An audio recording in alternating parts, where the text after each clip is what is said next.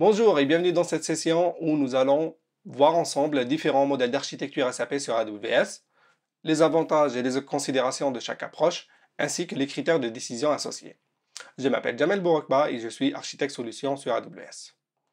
Avant d'aller plus loin, que nous disent les plus de 5000 clients SAP qui déploient leur système sur AWS sur leurs critères de décision et leur motivation? L'optimisation des coûts. En effet, nos clients nous disent économiser en moyenne entre 20 et 50% sur les coûts globaux de possession d'infrastructures SAP en les basculant sur le cloud AWS. Ainsi, Zalando, leader européen de la mode en ligne, a pu réaliser une économie de 30% sur le TCO de ses infrastructures SAP en les basculant sur AWS. Transformation numérique et baisse de la dette technique. Souvent, nos clients saisissent l'opportunité de basculer sur S4 pour déployer de nouvelles architectures. Ils le font sur AWS car plus besoin d'investir dans du matériel ou de rafraîchir le matériel. Plus besoin non plus de deviner la capacité sur les 5-10 prochaines années.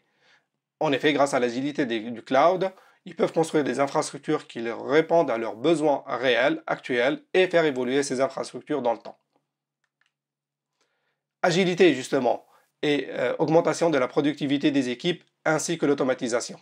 Grâce à des mécanismes tels que l'infrastructure as code pour déployer de manière automatique ses ressources AWS, à travers le service AWS CloudFormation par exemple, ou d'ajustement automatique des capacités de calcul en fonction de la demande, grâce à l'autoscaling.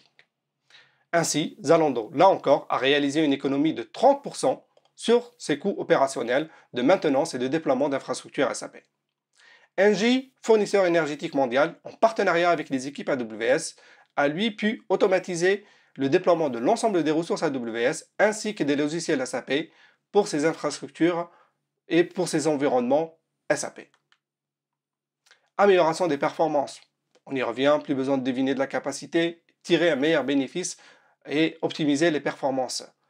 Ainsi, BP a pu augmenter l'utilisation de son infrastructure SAP de moins de 10% à plus de 50% en basculant sur le cloud AWS. Tirer une meilleure valeur de ces données en construisant des data lakes sur AWS et en enrichissant les données SAP pour développer de nouveaux cas d'usage métiers autour du reporting ou autour de l'intelligence artificielle et du machine learning par exemple. Enfin, améliorer la sécurité et la résilience de l'infrastructure grâce aux notions de région de zone de disponibilité dans AWS. Je reviendrai sur ces notions-là dans quelques minutes au sein de la session. Bien, voyons maintenant ensemble quelles sont les composantes critiques dans les systèmes SAP. C'est les blocs que vous voyez apparaître en blanc sur le diagramme qui s'affiche. Sans grande surprise, on va retrouver les bases de données qui vont contenir les données les plus critiques.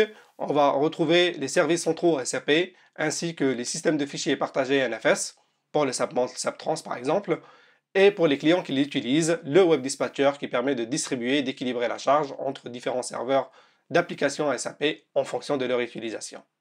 Bien, quels sont les mécanismes pour protéger ces ressources-là? Deux essentiellement. La haute disponibilité qui va définir la capacité du système à fournir le service à un niveau convenu. Il est souvent atteint à travers des mécanismes de cluster entre serveurs ou de réplication synchrone pour les bases de données. La reprise sur sinistre, l'EDR, c'est la capacité du système à fournir le service en cas de catastrophe majeure sur site, souvent en démarrant le service sur un deuxième site géographique distant. Ces contraintes en haute disponibilité et en reprise sur sinistre sont souvent exprimées essentiellement à travers deux métriques. Le RTO, qui désigne le temps maximum pendant lequel le système SAP peut être à l'arrêt, et le RPO, qui désigne la quantité de données maximale qu'une entreprise est prête à perdre. Il est exprimé aussi en temps et va donc représenter le délai entre le moment où la panne survient et le dernier point de restauration valide dans sa sauvegarde. Maintenant que nous avons vu les composantes d'un système SAP et leur criticité, je vais revenir brièvement sur les notions de région et de zone de disponibilité dans AWS. AWS possède l'empreinte d'infrastructure mondiale la plus étendue, avec 24 régions, 77 zones de disponibilité et plus de 200 points de présence. Et nous avons d'ores et déjà annoncé 3 nouvelles régions. Une région AWS est un ensemble de ressources AWS complètement isolées et indépendantes des autres régions. C'est là un élément clé, car Nos clients qui déploient des ressources dans une région AWS gardent le contrôle total et la propriété des systèmes et des données qu'ils déploient dans cette région. C'est ce qui leur permet de répondre à des contraintes régionales de conformité ou de résidence des données. Une région permet de déployer des applications hautement disponibles et résilientes car elle est composée de plusieurs zones de disponibilité. Voyons ensemble maintenant ce qu'est une zone de disponibilité. C'est éventuellement un ou plusieurs data centers isolés géographiquement des autres zones de disponibilité de la même région par une distance maximale de 100 km. Pourquoi cette distance? On y revient de manière à garantir des temps de latence qui permettent à nos clients de déployer des applications résilientes et hautement disponibles. Une zone de disponibilité possède sa propre infrastructure électrique et est reliée aux autres zones de disponibilité par une fibre métropolitaine entièrement redondée et à très large bande passante. Bien. Maintenant, explorons quels sont les services cœur et les premiers critères de décision dans son choix d'architecture. Vous avez tout d'abord le choix de la région, et pour cela, plusieurs critères. La proximité par rapport à vos systèmes existants et à vos utilisateurs, pour garantir des temps de latence minimum et une meilleure expérience pour les utilisateurs. Ensuite, si vous avez des contraintes régionales et des exigences de conformité par rapport à la résidence de vos données dans une région spécifique, cela peut être un critère important. Aussi, à considérer la disponibilité des services AWS que vous souhaitez utiliser ainsi que les instances pour supporter vos systèmes SAP. En effet, nous ne déployons pas les nouveaux services et toutes les nouvelles générations d'instances simultanément dans toutes les régions AWS. Enfin, le prix qui peut varier d'une région à une autre en fonction de l'échelle à laquelle on opère la région en question. Bien, voyons maintenant ensemble quels sont ces services AWS cœur pour supporter vos systèmes SAP. Je les ai divisés en 3 catégories. Les services globaux que vous déployez une fois et qui sont disponibles dans l'ensemble de l'infrastructure AWS mondiale. On va retrouver le service de DNS managé AWS Amazon Route 53 et le service de contrôle d'accès à vos ressources AWS IAM. Les services ensuite régionaux que vous déployez une fois dans une région et ils sont disponibles dans l'ensemble des zones de disponibilité de la région. Et on va y retrouver le service Amazon S3 qui est service de stockage d'objets à l'échelle du péta de données et avec une durabilité de l'ordre du 11.9. C'est ce qu'on va utiliser typiquement pour ces sauvegardes de données, ces sauvegardes d'images. En deuxième lieu, par rapport aux services régionaux, on va retrouver Amazon EFS qui est le service AWS managé pour un système de fichiers partagés NFS et qui est souvent utilisé dans les systèmes SAP. Enfin, les services zonaux. Au moment de créer la ressource, pour ces services-là, vous choisissez explicitement dans quelle zone de disponibilité vous souhaitez la mettre en œuvre. Et là-dessus, on va retrouver le service d'instance virtuelle Amazon EC2, ainsi que celui des volumes disques attachés Amazon EBS. Bien. Alors, voyons maintenant les différents modèles d'architecture et les critères de décision. Je vais commencer par une célèbre maxime du CTO d'Amazon, Dr. Werner Vogels, qui dit « tout tombe tout le temps ». Eh bien, quels sont les scénarios de panne envisagés dans le cadre des déploiements AWS? Eh bien, en premier lieu, on a la dégradation significative ou l'indisponibilité complète d'une zone de disponibilité entière. On a l'indisponibilité d'un volume disque attaché par exemple à la base de données SAP, auquel cas entraînerait une indisponibilité du service. On a l'indisponibilité de l'instance virtuelle, encore une fois, pour un service central par exemple, entraînerait l'indisponibilité du service. Et enfin, dernier point, la perte de données logique, qui va souvent représenter donc soit la corruption de données, soit des actions malveillantes. Et le mécanisme généralement pour se prémunir contre ce type de scénario de panne est généralement d'avoir une copie de ces sauvegardes dans un autre compte AWS qui est complètement isolé en termes de contrôle d'accès, de manière à, si on a une action par exemple malveillante sur le compte primaire qui héberge les ressources de production, on est capable de reprendre sa sauvegarde sur un autre compte AWS qui lui est isolé et recréer les systèmes à partir de là. Bien, une chose importante à considérer dans les modèles d'architecture que nous allons voir ensemble, on se concentre sur les scénarios de panne liés aux ressources AWS. Nous n'envisageons aucune combinaison d'OS ou de base de données supportées par SAP et on va retrouver deux chemins de modèles, on va dire, principaux. Les modèles d'architecture monorégion, qui seront au nombre de 4, et les modèles d'architecture multirégion, qui vont être au nombre de 2. Et le premier critère de décision, vous l'aurez compris, va être le choix d'aller sur des architectures multirégions ou bien monorégions. Sur les architectures multirégions, quelques considérations. N'oubliez pas vos services tiers 0, sur desquels dépendent vos systèmes SAP. Typiquement, votre Active Directory, vos solutions de sécurité pour protéger vos systèmes SAP. Ceux-ci doivent être aussi disponibles dans votre région de secours.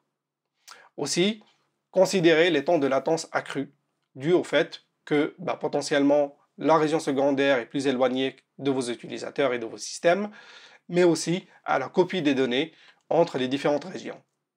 Copie des données interrégions qui peut aussi entraîner donc des coûts supplémentaires, qui sont aussi à considérer.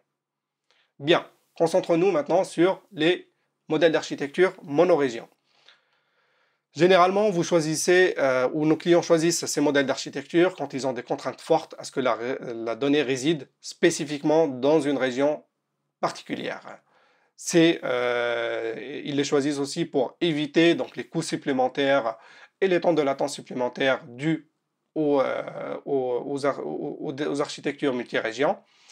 Et enfin, la complexité inhérente à une approche multirégion. Alors, pattern numéro 1.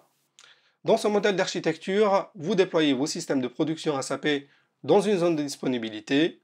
Vos systèmes hors production sont déployés dans la même ou une autre zone de disponibilité et ne sont pas de capacité et de taille équivalentes à vos systèmes de production. C'est là un point important, car il nous permettra d'élaborer d'autres architectures, on le verra plus tard.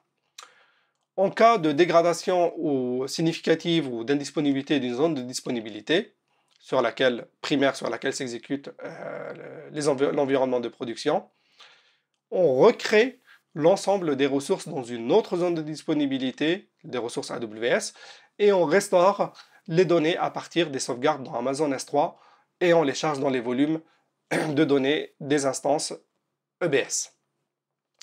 Bien, quand considérer ce modèle d'architecture, clairement nos clients utilisent ce modèle d'architecture pour leurs systèmes SAP les moins critiques. En effet, dans ce modèle-là, vous acceptez une variabilité dans le temps de restauration du système qui est due à la création des ressources AWS et à leur disponibilité au moment où la panne survient. Les avantages, facile à opérer, on n'a pas trop d'infrastructures, et deuxième avantage, c'est l'optimisation de coûts. Bien, modèle numéro 2. Dans ce modèle-là, vous déployez vos systèmes de production dans une zone de disponibilité, donc jusqu'à là, rien de bien différent par rapport au modèle 1, et vous déployez vos systèmes hors production dans une seconde zone de disponibilité. Et vos systèmes hors production sont de taille équivalente à vos systèmes de production. En cas d'indisponibilité ou de dégradation significative dans une zone de disponibilité, vous arrêtez votre système hors production et vous le convertissez en système de production et vous récupérez vos données de production depuis la sauvegarde dans Amazon S3 et vous chargez les données dans les volumes EBS. Bien. Quels sont les avantages de cette approche? Bien, contrairement au modèle numéro 1, on a une fenêtre de restauration qui est plus définie et plus maîtrisée, puisque les ressources pour basculer sur une deuxième zone de disponibilité existent déjà. Par contre, vous avez des temps supplémentaires dus au fait d'arrêter de convertir vos systèmes hors production en système de production, de restaurer vos données depuis Amazon S3 et les charger dans les volumes EBS. Et cela peut avoir, bien évidemment, des implications en termes de délai, mais néanmoins, ces délais sont mieux maîtrisés. Et puis derrière, il faut avoir des processus bien documentés et bien testés pour la conversion des systèmes hors production en production et pour la restauration de ces données. Modèle numéro 3. Dans ce modèle-là, vous répartissez votre charge ou votre système de production entre deux zones de disponibilité. Vos systèmes de production, donc de hors production, pardon, sont eux de taille non équivalente au système de production. Et vous mettez vos systèmes de production en haute disponibilité grâce à des mécanismes de clustering pour les services centraux SAP, par exemple, ou de la réplication de données synchrones grâce à SAP HSR pour la base de données. En cas de dégradation significative dans une zone de disponibilité ou d'indisponibilité d'un service AWS critique, vous basculez de manière automatique votre système de production sur la deuxième zone de disponibilité. Donc là, on a une fenêtre de restauration de services qui est beaucoup plus réduite, beaucoup plus maîtrisée, et on peut descendre à des RTO de quelques minutes avec ce type d'architecture. Juste considérer le fait que, au moment de réaliser la bascule, eh bien, le système de production qui va être exécuté, eh bien, il ne sera pas hautement disponible. En effet, vous devrez recréer des ressources de production dans une troisième zone de disponibilité de manière à rétablir la haute disponibilité de votre service de production. Est-ce qu'on peut améliorer cela? Eh bien oui, modèle numéro 4. Et dans ce modèle-là, donc on va déployer, encore une fois, répartir le système de production entre deux zones de disponibilité avec les mécanismes de cluster et de réplication synchrone qu'on a énumérés précédemment. Par contre, les systèmes de hors production sont déployés dans une troisième zone de disponibilité distincte. Ils sont de taille équivalente au système de production. Vous l'avez peut-être déjà deviné, mais en cas de panne, ce qui va arriver, c'est qu'on va basculer de manière automatique, là encore, de la première zone de disponibilité vers une deuxième, ou vice-versa, et on va arrêter et convertir les systèmes hors production en systèmes de production, de manière à pouvoir rétablir le service de production en haute disponibilité dans une fenêtre mieux maîtrisée, car on va réutiliser les ressources hors production pour de la production. Donc, vous l'aurez compris, l'avantage c'est que on bascule, au moment de la bascule, on s'assure que le système de production reste hautement disponible dans des délais mieux maîtrisés. Il faut bien évidemment là encore avoir des processus bien testés et bien documentés pour convertir ces instances hors production en instances de production, pour restaurer ces données depuis Amazon S3 et les charger dans le système hors production qui devient un système de production. Et critère important pour ce modèle-là, ainsi que pour tous les modèles où on convertit la hors production en production, vous acceptez de vivre un certain moment sans système de hors production. En effet, il sera nécessaire de recréer les ressources et restaurer les données pour remettre vos systèmes hors production. Bien voilà. Intéressons-nous maintenant au modèle multirégion et sur ce qu'ils peuvent apporter. Bien. Déjà, comment choisir ces modèles-là? Quand vous avez donc des contraintes fortes pour que vos données résident dans deux zones géographiques complètement isolées, complètement disparates, si vous acceptez les temps de latence, la complexité et les coûts supplémentaires qui sont induits à une telle approche. Premier modèle multirégion, bien. Pour la région primaire, je ne vais pas trop m'étaler sur cette partie-là, tout simplement parce que vous allez retrouver et pouvoir mettre en œuvre tous les modèles d'architecture qu'on a vus pour le déploiement monorégion. En effet, tout va être possible, soit déployer un système de production dans une seule zone de disponibilité, soit éventuellement déployer deux en haute disponibilité. Bref, cela n'influe pas sur le design de la région primaire. On va maintenant s'intéresser à ce que apporte le multirégion et aux différentes voies qu'on peut suivre pour le multirégion. D'abord, comment c'est réalisé? Cela est réalisé à travers une copie des données, des sauvegardes, qui sont généralement dans Amazon S3, vers un autre compartiment S3 qui va se trouver au niveau de la région secondaire. Pour cela, on va utiliser le service Amazon S3 Cross-Region Replication, qui permet donc de dupliquer les données d'un compartiment dans une région vers un compartiment dans une autre région. Ainsi, dans ce scénario, en cas de désastre total et donc d'indisponibilité d'une région en entier, on va avoir ces données dans Amazon S3, dans la région secondaire, et on va devoir recréer les ressources à l'image de ce qu'on a vu avec les zones de disponibilité antérieurement, on va devoir recréer les ressources dans la région secondaire, récupérer les sauvegardes de données depuis Amazon S3 et les charger dans les volumes EBS. Donc on va retrouver là encore la même variabilité de la fenêtre de restauration due au fait de la création des ressources AWS et leur disponibilité dans la région secondaire, ainsi que les temps donc de restauration des sauvegardes depuis Amazon S3. Point important par rapport au fait de créer les ressources. Dans ces modèles d'architecture, il faut tenir compte du fait que les instances iMemory, les instances Amazon EC2 qui commencent par un U et qui peuvent fournir jusqu'à 448 vCPU et 24 Tera de mémoire, ne sont pas éligibles à ce type de modèle d'architecture, tout simplement parce que ces instances-là doivent être pré-réservées, contrairement aux autres familles d'instances. Bien, deuxième modèle multirégional. Dans ce modèle-là, donc là encore, la région primaire, même choix d'architecture, même choix de design, avec les mêmes critères, les mêmes avantages, les mêmes inconvénients. On s'intéresse principalement à la région secondaire et dans ce modèle d'architecture, on déploie des ressources de production de taille équivalente à ceux de la région primaire dans la région secondaire et on réplique la donnée au niveau de la base de données grâce à, par exemple, une réplication SAP HSR, cette fois-ci asynchrone pour ne pas dégrader de manière significative les performances du site primaire. En cas de catastrophe majeure et d'indisponibilité d'une région, on bascule sur la région secondaire. Les ressources existent déjà. On a juste le temps donc de démarrage et des instances qui sont déjà prêtes, de démarrage des instances dans la région secondaire et de fourniture de services dans la région secondaire. Donc on a un temps de bascule qui est plus maîtrisé et des délais plus contraints.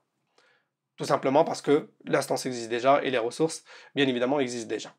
La bascule entre régions, alors pour les différents modèles multirégionaux, la recommandation c'est qu'elle se fasse manuellement de manière à s'assurer qu'on est bien en présence d'une catastrophe majeure et que l'ensemble de la région n'est pas disponible.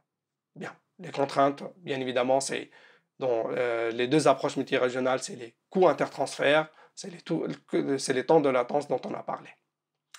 Est-ce tout? Pas vraiment. Il y a un mécanisme que nous n'avons pas utilisé dans cette approche multirégionale et on aurait pu. On aurait pu envisager, par exemple, dans ce scénario-là, plutôt que d'avoir un système de production dans la région secondaire, avoir un système de hors production de capacité équivalente au système de production, de manière à convertir le système de hors production dans la région secondaire en système de production. D'accord? Bien évidemment, on va se retrouver avec les mêmes contraintes, accepter de vivre sans système de hors production, avoir des processus bien documentés, avoir un temps de restauration accru dû au fait de, bien évidemment, convertir son système hors production en système de production. Pour conclure cette session, vraiment 3 points principaux à retenir. Bien comprendre les notions de région et de zone de disponibilité, car elles sont des critères clés dans vos choix d'architecture. Aussi, travaillez vraiment en fonction de vos contraintes RTO et RPO. Ceux-ci ne sont pas obligés d'être figés dans le temps, ils peuvent évoluer et vous pouvez très bien, donc j'en viens en troisième point, très bien faire évoluer ces architectures et passer d'un pattern à l'autre en fonction de l'évolution de vos besoins, des besoins métiers. Donc travaillez vraiment en fonction de cela. Aussi, il n'est pas impossible de combiner plusieurs patterns pour un même système. Prenons l'exemple de SAP ERP qui va représenter généralement des systèmes hautement critiques, auquel cas le modèle 3 avec une haute disponibilité à tout moment des systèmes de production peut s'avérer plus approprié puisqu'il nous permet d'avoir des RTO extrêmement restreints de quelques minutes. Là où pour un système SAP BW est potentiellement moins critique, donc vous pouvez vous autoriser des RTO de l'ordre de plusieurs heures pour restaurer le système et auquel cas le modèle numéro 1 où on recrée les ressources peut s'avérer plus pertinent et vous permettra d'optimiser des coûts. Enfin, je vous laisse avec quelques ressources si vous voulez aller plus loin. Le lien vers notre documentation officielle où vous pouvez revoir et explorer plus en profondeur ces modèles d'architecture que nous avons vus ensemble. Je vous pointe aussi vers le pilier de résilience de notre Well Architected Framework qui vous donnera encore plus d'informations, plus de critères pour construire des applications résilientes et cela ne s'appliquera pas uniquement à vos workloads SAP, mais peut être étendu à l'ensemble de vos applications. Et enfin, le blog SAP où vous pouvez retrouver les témoignages de nos clients, des études de cas dont je me suis inspiré dans cette présentation-là. Avec ceci, il me reste à vous remercier d'avoir regardé cette vidéo. Une toute dernière petite requête avant que vous nous quittiez, c'est remplir le survey qui va nous permettre de donner votre retour, ce que vous avez pensé de cette session et ce qu'on pourrait potentiellement améliorer. Encore merci d'avoir regardé et à bientôt.